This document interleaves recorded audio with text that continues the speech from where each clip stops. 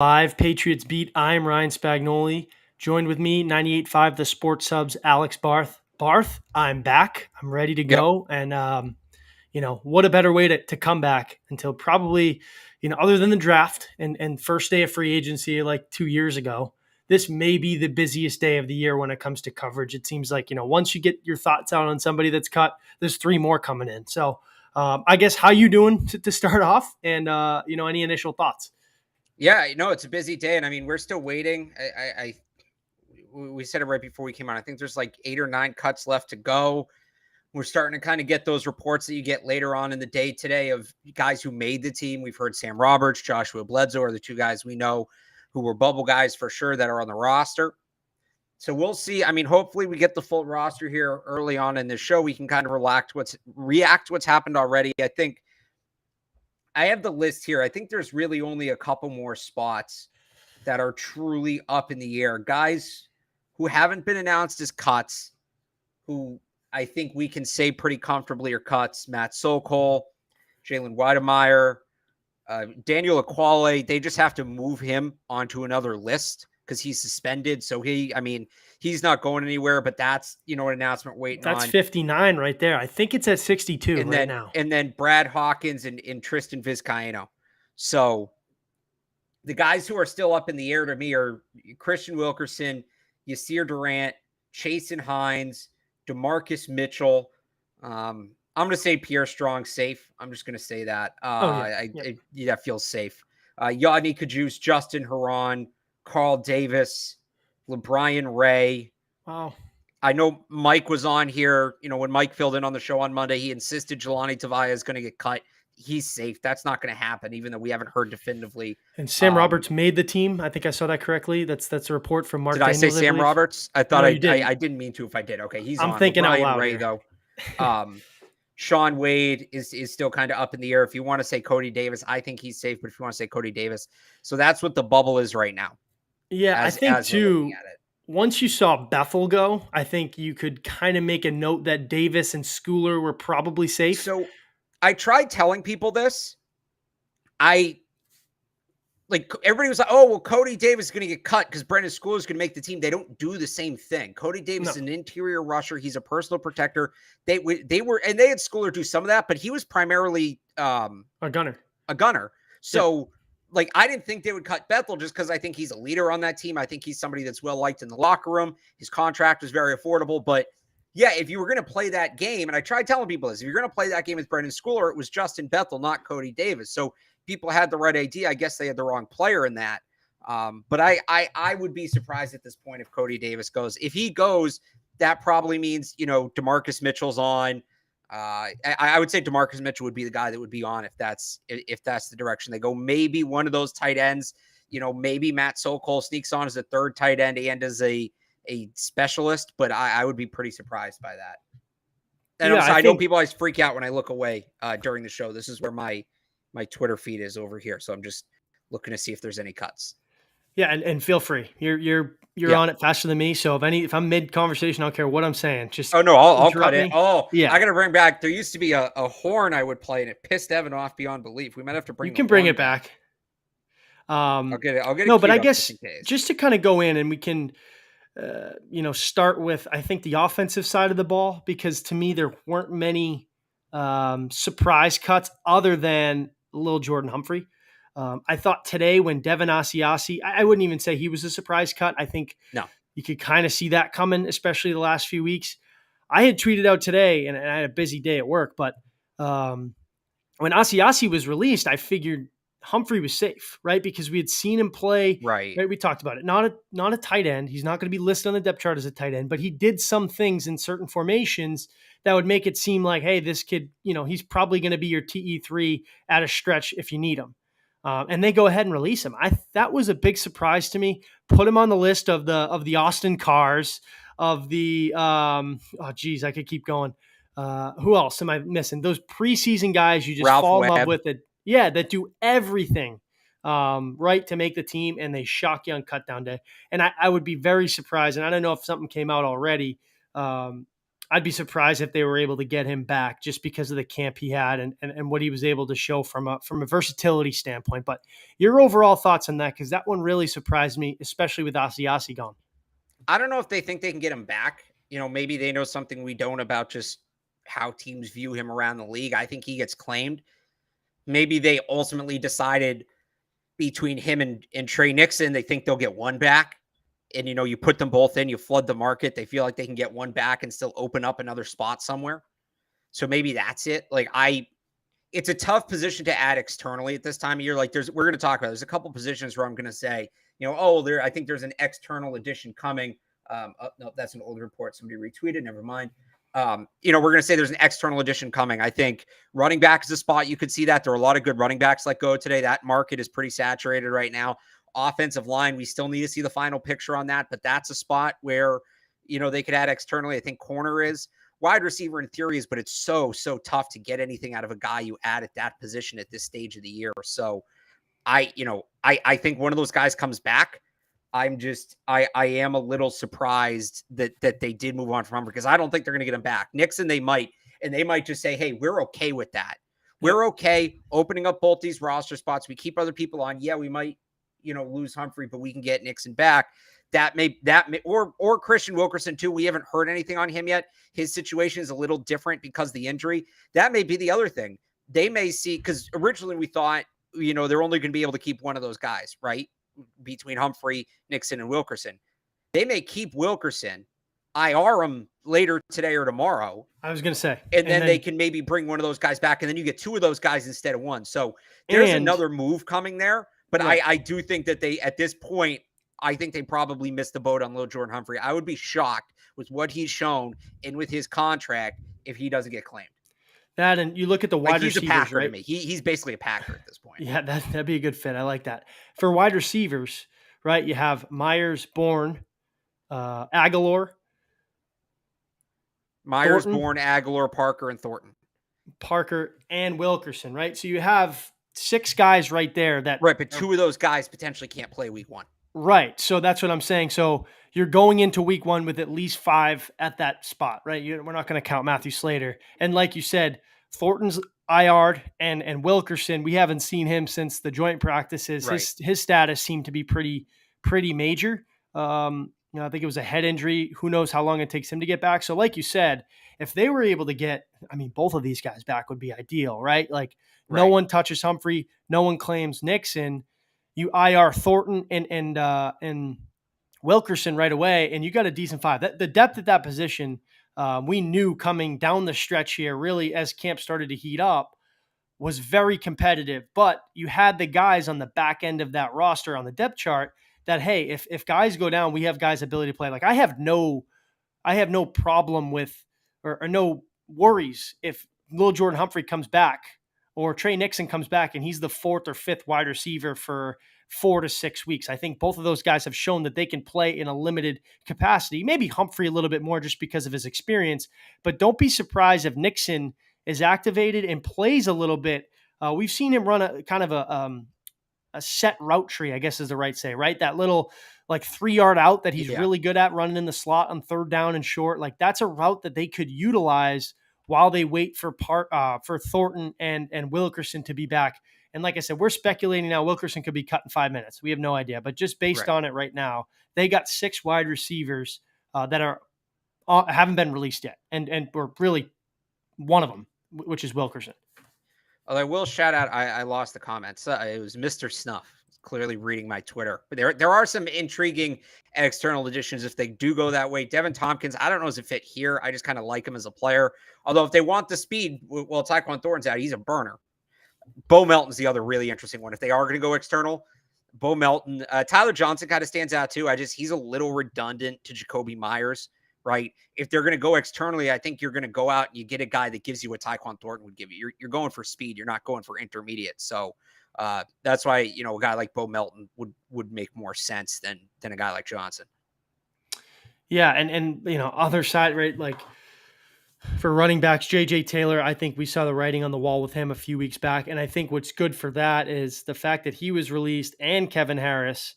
Probably bodes well for that injury that Ty Montgomery suffered. Maybe it's not as bad as we think because right now they got four running backs Right. likely on the active roster. Right, Pierre Strong is safe. I think that's a guy that I don't know how much we'll see him this year, but I think he's in their future plans. So you have Stevenson, Harris, Montgomery, and Pierre Strong. I'd be really surprised if they were to IR one of them, or like I said, and there's a lot of things that could happen. Like JJ Taylor could likely probably be back on the practice squad, but I think that's good news in terms of Montgomery's ankle injury. Yeah, so there's a couple ways you can read that, and I was surprised that they cut both of them. I figured one was going to go, both going stands out a little bit, and you're right. That's certainly one of the things that can mean is that one of the things that can mean is maybe Ty Montgomery's good to go to start the season. Like we did this during the draft. Oh, they have so much running back depth. Not really. It drops off tremendously after Stevenson and Harris. If Montgomery's hurt, Pierre Strong was hurt most of camp. He's behind. I don't think they have a big role in store for him this year. Well, now you have two backs, right? So maybe it's Ty Montgomery is healthy, in which case they're probably okay. Maybe it's that one of those guys is coming back on the active roster and they just, cut them and they think they can get them through waivers to get another transaction processed. Maybe it's an external addition. But I was a little surprised to see them both go. There's certainly another move coming there. I would be very surprised if they go into week one with just Ramondre Stevenson, Damian Harris, and Pierre Strong as their only healthy running backs. Either Ty Montgomery's good to go or there's another move coming. Right, or they could likely bring back Taylor and kind of spot start him, I guess, in a depth position if push comes to shove. But I think there's some interesting cuts. Offensively, not so much, right? Like I think Humphrey was a surprise to everybody. I thought he did enough to make the team and certainly deserves a roster spot. We said it all. Well, here's the thing. There's a difference between doing enough to make the team and being a surprise cut. There's generally more than 53 players who do enough to make the team. That's why this is so hard. Your right? March Madness analogy. Right, exactly. So it's, it's saying, and I'm writing kind of my reactions from 98.5. They'll be up later tonight once we have the full roster. It's tough saying surprise cut after what happened with Cam Newton last year. Like that's a surprise cut. Or even to a lesser extent, but like what happened with Kellen Mond in Minnesota, or Alex Leatherwood. And I know they weren't playing well, but a top 100 pick cut, not IR'd, not traded, cut a year after the selection is a surprise cut. I don't think there was anything on that level from the Patriots, but yeah, I would say, I think the running back situation as a whole, neither individual guy getting cut stood out, but both getting cut stood out. Call them notable cuts. I think Humphrey's a notable cut. I think Bethel's a notable cut. I think you could call Henry Anderson a notable cut. So they certainly did go a little bit against the grain today for sure. Kind of switching over to the defensive side of the ball, somebody that I was big on coming in. I think a lot of people were, so I don't necessarily want it to, vote as a cold takes exposed, whatever it's called, old takes exposed, right? Everybody was really big on Cameron McGrone. And this has just been something that's gone on all camp. I just think he got passed on the depth chart and really hasn't recovered fully from that knee injury that he suffered late in the year. Obviously came out. He was viewed as before the knee injury, he was viewed as a top 1 to 125 pick. People were drafting him. The Patriots drafted him in the 5th round late with the expectation this guy's not going to play for you this year. And when, we saw a lot of linebackers, Hightower, Van Noy, and Collins all depart, you figured McGrone, McMillan, guys like Uche and Jennings would step up and kind of fill that void. I think where Cameron McGrone lost his spot was, the slow start to camp and really Anthony Jennings truly carving out a role for himself. I think those two kind of coming in, those off-ball linebackers, somebody that can kind of cover sideline to sideline. That was big for them to get Jennings healthy. But McGrone really showed nothing. I mean, he was playing late into preseason games in the second half. Didn't see him run with the ones really at all down there. So an unfortunate situation. I thought this guy could really help them, but it felt like he just never got his footing. This could be a guy too that they get back on the practice squad. There's only so many spots, so I'm probably going to say that about a lot of guys. But maybe somebody that they feel, hey, is a year away, he didn't show enough yet, we'll be able to sneak him through. Yeah, I would agree with that. I think, you hear it all the time when guys are coming off ACL injuries that, oh, it's really the second year back. The first year back's a transition year. It's the second year back that they're back in shape. And that's what stuck out to me about McGrone is just that the whole thing with him at Michigan is how explosive he was. And it just, that first step, that power off the stance wasn't there. And it's not surprising for a guy coming off a serious knee injury to not see that, but he didn't have it, and he kind of needs it to be at his best. So like you said, I thought they might IR him with that knee, continued knee rehab. They're going to expose him, and we'll see if he gets claimed. But if he doesn't, I think he's definitely a guy. I think he's a guy that'll have high priority to get back on the practice squad and, revisit next year when his knee's in much better shape. And the other, I think the cornerback situation was a little interesting too, right? We knew Juwan Williams was out for the year. Obviously, Malcolm Butler reached an injury settlement. I think he's officially retired now. But those two guys, when they were he's just released. So the injury settlement is basically the team's responsible for his rehab up until a certain point. So he's still on IR until week 6, and then he gets released. And he could, he might want to retire, or he could sign elsewhere. So that's, he's not done yet. Yeah, no problem. Just want to get that right. Don't want to break any news we're not breaking. So obviously their only free agent signing besides Malcolm Butler, I think was, I guess notable, was Terrence Mitchell. This is a guy too that I thought, maybe they had high hopes for. It was kind of a calling back in March when they signed him that maybe they were starting to switch up, the scheme. He was primarily a zone corner. I think this was his 7th team in 8 years, something crazy like that. So I guess maybe he was never really viewed as a lock on the roster. But I think guys like, Jack Jones looked really good the other night. Marcus Jones certainly has carved out a role for himself. Miles Bryant showing his versatility in the kicking game, as well as, manning the slot. Then Sean Wade, he's still kicking. I think that's a guy that I was pushing for a long time. I thought he did enough to make this team, and ultimately pushed out Terrence Mitchell. So cornerback room is still a little shaky. I think it showed last week. Maybe to pump the brakes on how good this group can be, but I guess not necessarily a surprise on Mitchell, considering the younger guys stepping up, especially like Jack Jones and Sean Wade. Yeah, it's a young group. It's a very young group. And this is another spot again where I could see an external acquisition. Now the market's not, there's not as much of a market here. There's not as much on the market as there is maybe running back, but yeah, Mitchell, he had that hot start and then he never really built on it. And then they started moving Jonathan Jones to the boundary. And by the way, this probably means Jonathan Jones on the boundary is here to stay. They're counting on Jack Jones and Marcus Jones to do a lot. Marcus Jones, at the very least, can be a rotational slot corner, spelling with Miles Bryant. And then I think on the boundary, Jack Jones is probably your third boundary corner right now. We'll see if they end up keeping Sean Wade. But even if they do, he's more of a tweener. I think after Jonathan Jones and Jalen Mills, it's Jack Jones. So it's going to be really interesting to see how this all plays out. They are putting a ton on the rookies at this position. Right. And I think too, Joshua Bledsoe, made the team. So when they look at safeties, they have 6 now, correct? You got Peppers, McCourty, Duggar, Bledsoe. 5. Okay. Unless you're counting Bryant as a safety. Nah, I feel like he's more of a corner, especially what we've seen him. Bledsoe, Phillips, Duggar, Peppers, McCourty. Yeah. 5. Okay. Yeah, I think that was good from Bledsoe. I heard a lot of him early on in camp, and then, kind of made some flashy plays here and there, jarred the ball loose against Carolina. Good for a player like that, somebody that was a late round pick last year, battled a ton of injuries, got hurt at the Senior Bowl, then got hurt post-draft.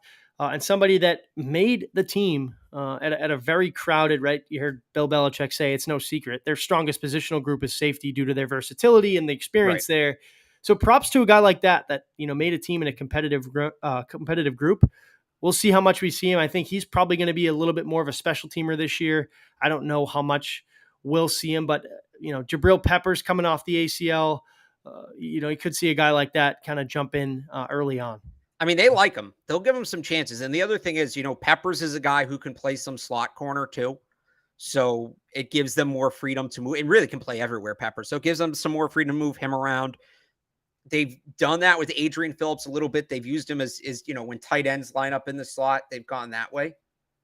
So maybe it's opening it up for Adrian Phillips to do more of that, whatever. Like I think they really like Bledsoe. I think they'll find a role for him. It may not be a big role, but it'll be a role. Right. And I guess too, unfortunate for Henry Anderson, another guy that just did a lot last year, got hurt this year, kind of was on the outside looking in.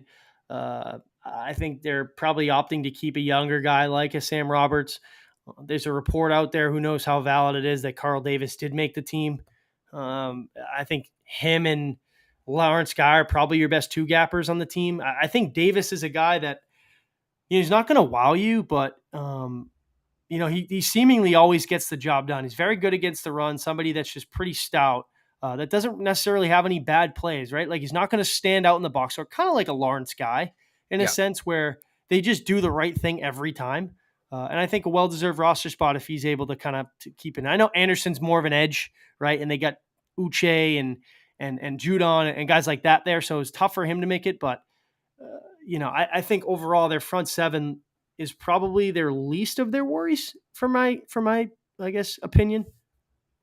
Yeah, no, I mean, I feel pretty good about their front seven. The interesting one now is, so we know Sam Roberts is on. We know Henry Davis is off. Do they go young all the way, and do they keep LeBron Ray over Carl Davis? Do they keep Carl Davis to add, a veteran? Do they keep both guys? I think it's possible too. So that we're waiting on that one right now. I would hope they keep Ray. I really do. He can play multiple spots. He can play them well. He's a talented player. He'll play somewhat regularly, and he'll play in a bunch of different situations over the next 3 or 4 years. I would hope they keep him. We'll see, but that's the guy. I feel pretty good about their front with him and Roberts as depth options. If it's, I think Carl Davis is really good at what he does, and I had him on. I had all three of them on, but there's some other stuff I didn't have. So I would like to see them keep all three, but we'll see. Again, it's tough to do this right now when we know like half the roster. Right, I know, and I wonder too, from the tight ends, you really think they'll cut Matt Sokol? I think are they going to go into week one with two tight ends? Yeah. Oh, I could totally buy that, and they'll sign somebody, whether it's Asiasi or Sokol or whoever, to the practice squad, and then they can elevate that guy when they feel like they need three tight ends. But in reality, most of the time when they use that third tight end, it's a blocker on the goal line. So they can just throw an offensive lineman out there and be fine. I think it's more of a long-term depth injury thing. Little Michael Onwenu on goal line sets. So, right. So I'd be kind of surprised if they end up keeping three tight ends. And I think there's 9 more to go. I don't think we've seen any. Yeah. Right. And there's obviously some at this point, right. They're not going to keep two kickers or, At this point, I think if they're not out there, the reporters aren't getting them. We're just waiting on the Patriots to release the roster now. So I guess to put it this way, any external from guys that were cut today that are viewed maybe as a surprise, or some veterans at some key spots, right? A corner, maybe a swing tackle, right? Because they still have Haran, Kajust. Right. You assume Wynn and Brown are on the team. Do you really need to keep 2 swing tackles, right? Like Haran could be on the outside looking in. I think Just has certainly done enough. It depends on how many offensive linemen. I think they tend to keep 8 or 9. They like to keep 8 or 9. They like to keep 8 or 9. So, the starting 5, James Ferentz, and then that's 6, and then that one tackle, whether it's Kajust or Haran, is 7. And then is Yasir Durant the 8th? Do they go with the veteran, or do they go? We know Cody Russi didn't make it, or Arlington Hammer. I don't know who else it would be. So at this point, it's basically Hines could be Hines. It could be Hines. Is Hines? I thought. Oh no, maybe not. So yeah, we're just kind of waiting on those last couple of guys. If you want to talk externally too, some people bring up Alex Leatherwood in the chat. That is an interesting one to me, and I know he really washed out in Vegas. 17th overall pick a year ago, gets waived already. What I would encourage people to remember is you see a lot of that when it's a new group, like a new coach, GM. They want their guys. Minnesota cut 3 of their top 5 picks from last year. They had 5 top 100 picks. They cut 3 of those guys today. They have a new GM and a new head coach. I wouldn't claim Leatherwood. I wouldn't put in a claim off waivers. It's a somewhat significant investment in his contract, and he does need some work. He does need to improve, but he's an Alabama guy, so they can go get, the intel from Saban. They saw him up close last week at joint practices in Vegas. If they think it's fixable, signing him to a 1 year, $900,000 deal, you pump it full of incentives Especially to too add with tackle depth. It's not that, the and worst idea both in the your world. tackles are wins up at the end of the year, and I believe Brown is No, he's Brad's his got deal one was like more a year. right, and But he's they're both injury prone too. So again, you're right. not bringing him in to start him. You're not bringing him in and then trading Isaiah Wynn. Even if if nobody signs him, you bring him in on the practice squad. I just think he kind of has all the makings of a Patriots reclamation project. That, and And you have to figure too, he's going to get signed because those first round picks, they always seemingly at I second, don't third. know. He's not going to get waived. He's not going to get claimed. I would be really surprised if he gets claimed. He may, and this is the advantage the Patriots have, is the practice squad in New England when, he has the Bill Belichick connection through both McDaniels and Saban. Is the practice squad in New England better than a bench role in like Jacksonville or Detroit or some franchise that's going Breaking, nowhere where he'll Demarcus get no Mitchell has no made the team. visibility? Demarcus Mitchell has made the According team to to who? keep the undrafted free agent streak Okay, so there alive, we go. per I Mark don't think Daniels. he's going to be the only one, but there we go. LeBron Ray, another one. Schooler, or yeah. Are on, or you're No, saying could be I'm others? going off the undrafted, right? Like who could Yeah. be potentially guys that, may make the team. Yeah. Yeah. No, those are all the guys, but yep, they get their one, DeMarcus Mitchell. Which is interesting. I think that's more of a guy who you'll see on special teams, considering I don't think we saw him much. Right? I mean, that's probably a role for him. Yeah. Oh, no, he's a special teams guy. I think so. I don't have the math in front of me. You probably have the math. And sorry, this is very conversational. We're trying to react as fast as you guys are, but considering locks, like where are they at? 40. They got to be at like 45, considering the three quarterbacks, right? Yeah, no, we just figured this out. It's really like 3 or 4 more spots we're waiting on. Which is Sean Wade, Wilkerson. So it's Sean Wade, it's Wilkerson, it's Chasen Hines, Yasir Durant, Justin Herron, Yadni Kajust, LeBrian Ray, Carl Davis, and I think that's pretty much it. I think it's like 3 or 4 spots for those guys right now. If you don't put Tavai, you don't put Tavai in the bubble. No, he's making the team. Bill told us he's going to make the team. This is insane. They never tell us anything. He comes out, he says this guy's going to play a big role for us. He plays a big role throughout the preseason with a bunch of other roster locks, and we're like, still don't know. Like, he's done everything short of calling each and every one of us personally and telling us Tavai's going to make the team. I'm not saying that Tavai should make the team, but I'm not here to tell you necessarily what I would or wouldn't do in this context. I'm here to tell you what I think they will do. That's what this show is. Jelani Tavai is making this team. Right. No, I mean, it's LeBrian Ray. Could that be another undrafted guy? That's another. There's no chance. Ray.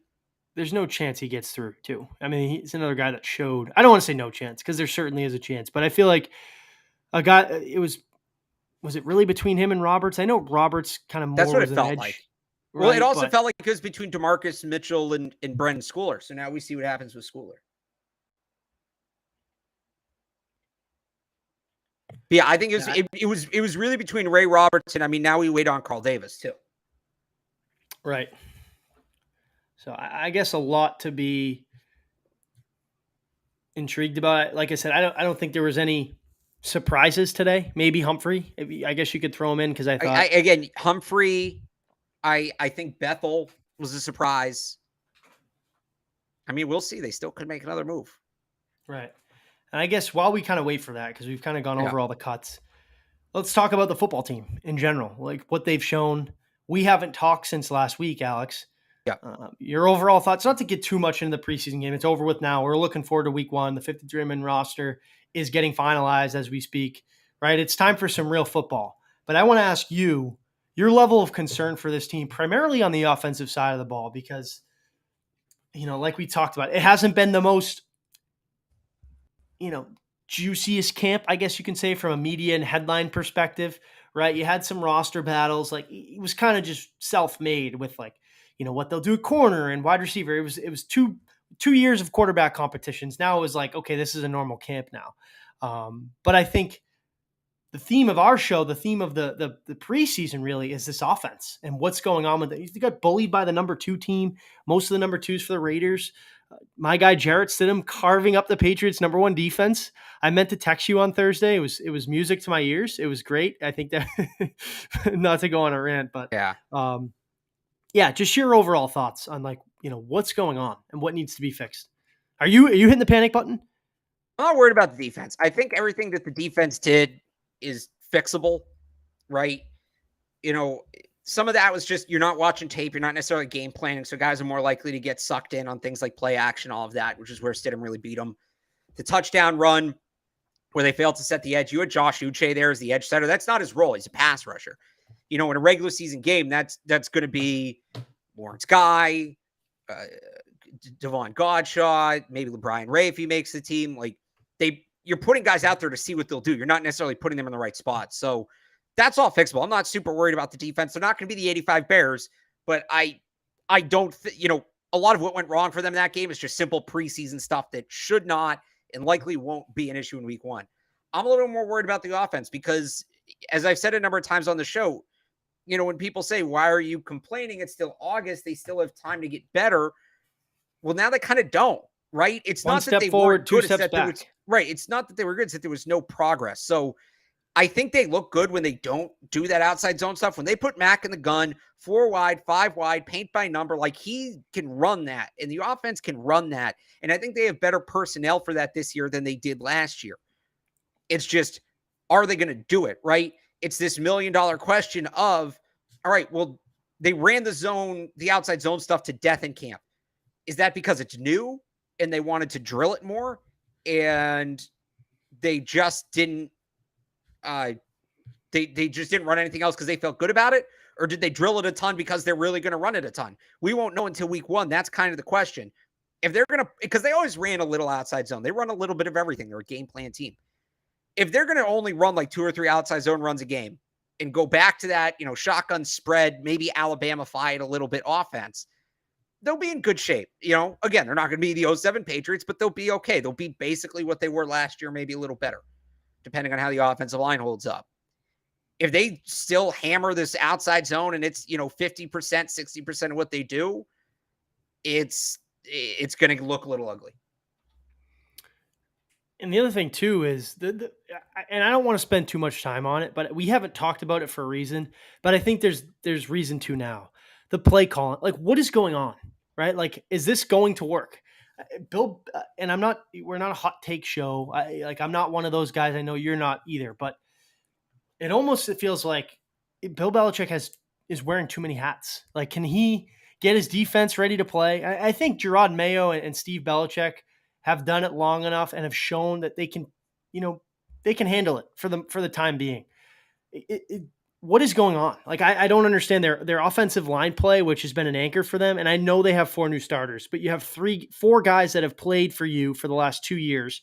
Brown, Wynn, and Andrews I know Wynn and Brown have switched spots, but they've played multiple meaningful games. Andrews, obviously, when I lump in the offensive line, I don't think it's him at all. I know you have a rookie left guard and Michael Onwenu, who's shown again that he's probably better off as a tackle. The 4 new starters thing is getting too late for me too, because it's not like they have, 4 guys that have never played here. I know it's a scheme change and everything like that, but you can't play quarterback. You can't run an efficient offense if you can't pass block or get any sort of, push up front. It's proven. That's football 101. And I think there's an issue there. Yeah, but so again, that doesn't, the whole play calling thing to me, you're not really calling plays in the preseason.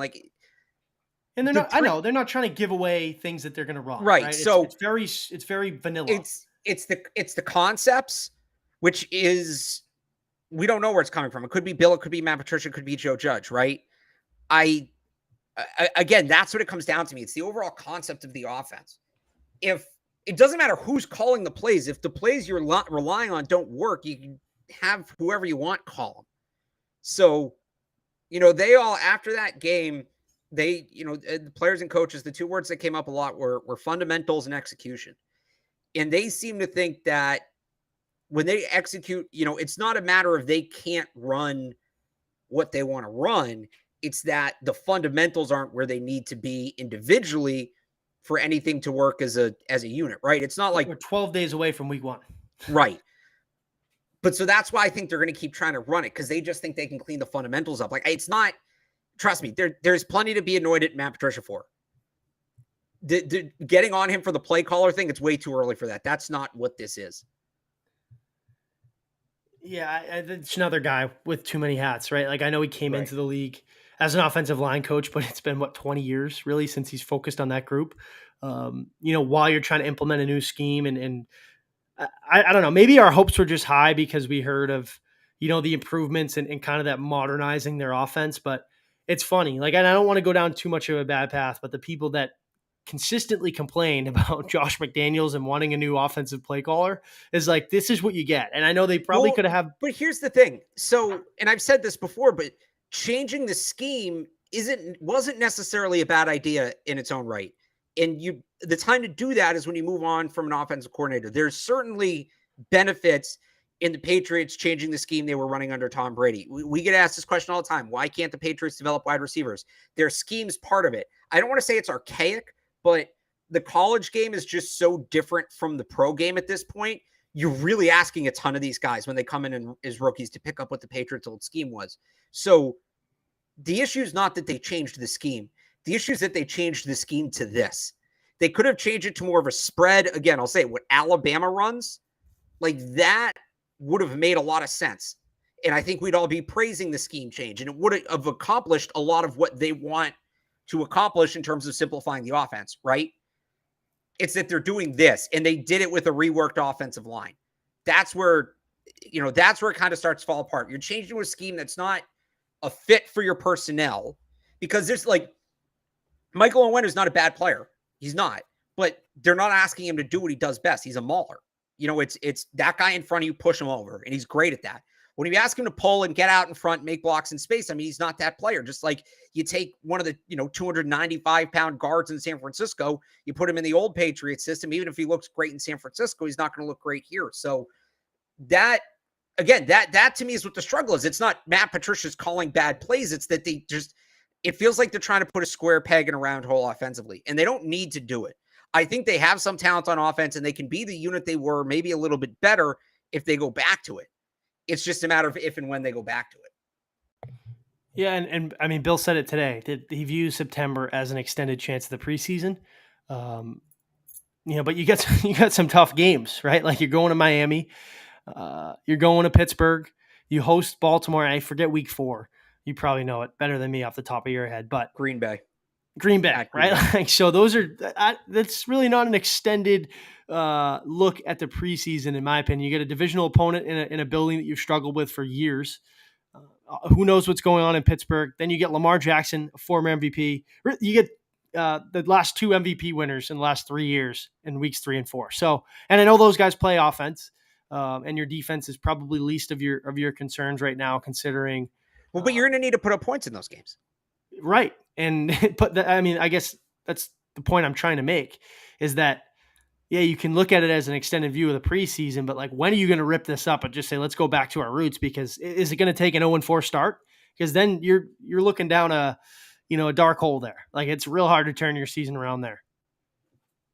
Right. No, that's kind of the point, is when is enough? And I think a lot of people pointed to the end of the preseason. If it's still not working by then enough is enough. Well, here we are. So now we wait for week 1, and we see just how much of it they do. Alex, I know we're kind of counting down here the last few roster cuts, what they'll do for IR moves. I guess any final thoughts for you, or anything you're looking for? We'll be back here. We'll have to talk, but we'll definitely Thursday, do another couple probably. shows this week. Just to get a final look, right? Because there'll be IR moves to come in the next, day or two. They'll have things will kind of settle by Thursday night, so we can do a show probably, later in the day on Thursday and figure it out. That works for me. I have your world's famous hobby. I have a fantasy draft late Thursday night, big one. So I'm looking for some good luck from you. I know you legitimately don't care because you hate fantasy. Maybe we'll have people in the chat give you fantasy advice before your draft, and we'll say you have to pick one of them. You have to try to wedge in one. I can't believe you still don't play that. Somebody that's in tune as you are, So one, I don't think it's an accurate representation of real football, right? Like absolutely Patrick not. Mahomes is on everybody's do not draft list. All right. So it's not the people who claim to like, who are like fantasy experts who claim to be like NFL experts. You're not, No, it's a it's a different completely thing. different game. It's a different game. And so that bugs me. I think the impact of fantasy has shifted the game to this more, heavily offensive favored shootout style, which is fun occasionally, not all the time. And also, like, I work on Sundays. When I played fantasy, my favorite thing was sitting down, watching Red Zone, and like refreshing my phone and seeing the points pop up one at a time. Just checking it at the end of the day and seeing what happened doesn't do it for me. I want to see it in real time. So when I'm working every Sunday, like, that's a huge part of the draw is just out the window. So yeah, You're right. it doesn't do it for me. That's all right. So we'll like I said, we could pop on tomorrow, I guess, if something not crazy but newsworthy pops up. Maybe they Yeah. start to make some IR moves, some practice squad moves. That typically, like you said, comes in later in the, you'll start to see some moves fizzle in tomorrow, and then like you said, Thursday we'll have a look at their week one roster. Like you said, Thornton will be IR'd, someone like that, right? So that opens up a Right. spot for somebody that they'll probably try to get on the practice squad and elevate him. So like I said from the beginning, nothing really crazy to kind of go over with. I'm happy camp's over. I'm happy the roster's finalized. We can now get into, I guess, game week for me and you, where it's all right. Let's do a game preview. Let's recap the game. We're all on schedule here. We're all on schedule. I know you're trying to wrap it up here. Let's wait 2 more minutes because these big, brand accounts do like to kind of post on the quarter hours. So if we wrap this now, we don't have to wait till 6:30. But if we wrap this now and they post the roster at 6:15, I'm going to be pissed. Any questions? Any questions in the chat, real quick here? Like last time when we just got off and Malcolm Butler was IR'd. Yeah, you're right. I guess we could use this final couple minutes here. Do a little Q&A here real quick. Yeah, anybody? Thoughts on Slade Bolden getting cut? No, much better receivers out there. Much better, especially because you cut 2 guys that were better than him. And I was a big Slade Bolden guy coming out, but cap update. I'm sorry, I cannot do that. I don't think so. is either. When Miguel Benson, Pat's cap, when he says you have to wait, to figure out the number, you have to wait to figure out the number. If that guy doesn't have it, nobody has it. So I guess check back in tomorrow for that, or check in with Miguel for that. I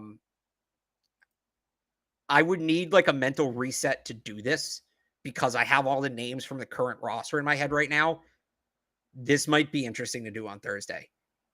I feel like I get a good amount of them. I don't know if I get all of them, but I think I could do like 80%. That's a really good trivia question. See Winter Brown? No. Unless somebody gets really stupid and desperate for Isaiah Wynn. Like if the Cowboys come to you and say, we lost Tyron Smith, we think we're a Super Bowl contender, we need a left tackle, here's a 3rd round pick, here's a top 100 pick. That's the only way they do it. They're not going to move him for anything less than a significant overpay because the drop off at this point, as we've seen, is pretty big. So I don't think they move Wynn. Brown's not getting dealt. I don't think they move Wynn. You're muted. You muted? You pop back? I'm sorry. I like this one. Team captain prediction. I know it's a good one. Predictors. I think Mac Jones has a chance to be a captain this year. You'd kind of figure. We've heard some rumblings from the guys say, this is his team. So I'll go with him. I'll go with David Andrews, Devin McCourty, Matthew Slater. Who else am I missing? Well, so here's the thing. I think this is pretty easy. They had 5 captains last year. Right. David Andrews, Dante Hightower, Devin McCourty, Matthew Slater, and James White. Those are 5 captains. Andrews, McCourty, Slater are all back, logically all captains again. So you got to replace James White and Dante Hightower. Mac Jones. It's Mac Jones and Juwan Bentley. I was going to say, or Adrian Phillips. Sneaky. Well, so Bentley was a captain in 2020 when Hightower opted out. So I would think Bentley, honestly, if I was going to go anything, if they still think Mac's too young, I could see Damian Harris being a captain. Yeah. I could see that. That guy's very popular in that locker room. And how many running backs across the league? I know it's right. It's not like hockey, right? Where you get the C in the chest. You got to handle stuff like, between the whistles, talking to the refs. I don't know if there's many running backs that are team captains. That's not common. What would be really odd about it, though, is a player in a contract year. Right. Devin McCourty's different because he's year to year and he might retire and all that. But like Damian Harris, a young guy in the last year of his rookie deal being a captain, would be Not totally unheard of, but it would be a little outside the norm. I got to bring this one up Yeah. because this guy just stays winning. Jimmy G, right? I know he restructured deal. This guy's made so He's a much money. ridiculous He person. continues to win, Alex. This guy wins in all assets of his life. Does he win or is he in a winning environment? He's been paid $80,000 per dropback. That's what I mean. He wins. And what's his record as a starter? Like, okay, but here's what I would say. If the 49ers had an actually good quarterback, how many rings, and the coach is part of it too. They don't have a good coach. But if they had a coach who could manage a clock and a quarterback who knew what he was doing, they'd have rings. They would have multiple rings, right? Like, I don't see it with Jimmy. Because first of all, I'll tell you this. What do you think about this with and I know they probably didn't get any suitors, right? I think Mayfield was kind of a given that he'd be dealt because of his team. He's on the last year of his rookie deal. Nobody wanted to take on a $26 million cap. Absolutely not. But what does that mean for a guy like a guy that you sat behind last year? And I know they've made it known this is your team. And I know we're talking about the Niners, but I think it's fascinating where it's like, and I don't want to call Jimmy as a polarizing figure, right? Because I think part of the reason Cam was cut last year was you didn't want a big guy with a big presence. Right. Don't compare just the pressure of turning what? I wouldn't compare Jimmy to Cam like that because Cam's been an MVP. No, and I'm not. But it's like this guy was your guy, and he's still there while you're trying to turn the franchise over. It's just an interesting little nugget to that whole. They completely screwed it up, and I know Jimmy's shoulder surgery. They completely butchered the whole situation, but I don't know how popular Jimmy is in that locker room. Versus Cam was the players loved Cam in New England. They did. Say what you will about his play. He had that law. I was a little surprised he wasn't a captain that year. I think he was like an unofficial captain. Jimmy Garoppolo is not getting voted captain of the San Francisco 49ers. No. They blew that. They butchered that. Jimmy wasn't the guy. He was never the guy. I know people think that the Patriots maybe didn't get enough back for him. I think the Niners overpaid because me personally, I like my quarterback to play more than 10 games. If you count, so I'm not counting the years that he was behind Brady, right? And I'm not counting when he first got to San Francisco and they said, we're not going to play him right away. We want him to learn the offense and all that, right? But if you count the games he was supposed to play when Tom Brady was suspended, and then his first start on in San Francisco, how many games he should have started, the number's right around 50%. If you look at how many games he's actually finished in his career compared to the games he should have finished, was standing at the final whistle, it's under 50%. I don't care what he did. And, even if he was tremendously talented, that to me is not a starting NFL quarterback. And then you add the fact that he's one of the most turnover-prone quarterbacks in the league. Jimmy Garoppolo, to me, is kind of like Ben Simmons. I don't know. People think he's good because the narrative is just out there that he's good. There's not much backing up the narrative.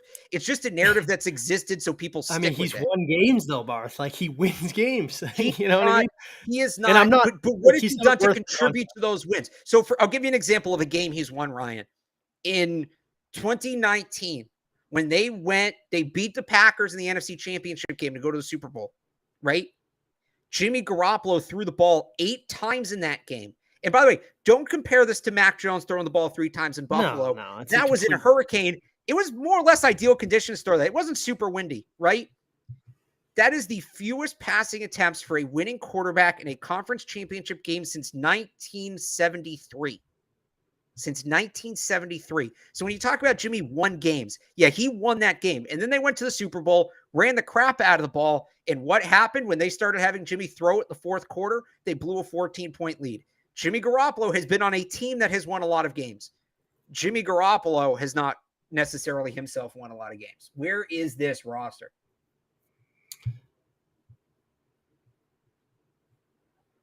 Anyway. Yeah, I don't know. I mean, like I said, anything that wraps up, we can kind of touch base on later in the week. Expect a show from us on Thursday. I won't get it. I could talk about Jimmy G and argue with you for an hour. We'll save that for another time when he takes over for Trey Lance in like week 4. And I'll just say, I told you so, Alex. Kidding, but not. Oh, I'm not necessarily saying Trey Lance is right either. No, they should have taken. It's funny to me because the Niners could have had Mac Jones or Justin Fields. Or just could have drafted Tom Brady 20 years ago. Like they had multiple Well, okay, chances. So yeah, it's but funny with the little Patriots wrinkle at that position that makes me just root for them to another former Patriots quarterback to succeed there. You know what I mean? It's just but that's they, just funny to me. but even just the last year, they could take in Mac Jones or Justin Fields, who were better quarterbacks, and they didn't Yeah. I mean, because he's played that's 15 more games since high school than me or you. So like yeah. I I never just understood it. But like I said, yeah I mean, with that quarterback, with that coach, we'll see. It could be a complete disaster, or he could light the league on fire. Like I have no expectations. I haven't seen enough of them. I'm yeah. happy they got their guy that they got last year. But yeah, that's all. Enough ranting about the 49ers. I could do it for hours.